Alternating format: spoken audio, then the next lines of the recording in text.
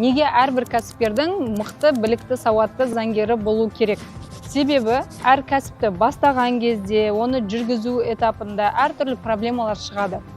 Кәсіп жүргізу деген ол үлкен ответственность. Ал сіздің жаныңызда заңгеріңіз болатын болса, сіз әр қадамыңызда ақылдассаңыз болады.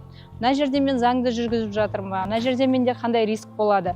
Егер мысалмен айтатын болсақ, бізде клиент бар, мебельный производство, мебель жасайды под заказ.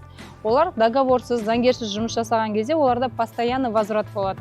Индивидуальный заказ алады, апаратын кезде клиент передумал, заказ ұнамады, цветі дұрыс келмеді деген сияқты әртүрлі сұрақтар пайда болады. И ол кезде кәсіпкер өз құқығын білмейді. Ол ойлайды, клиент всегда прав. Клиентке всегда возврат жасау керек.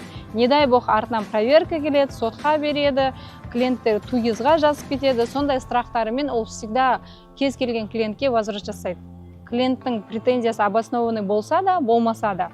И ол постоянный кассовый разрыв. Заказ алады, возврат жасайды, заказ алады, возврат жасайды. Ол бізге келеді.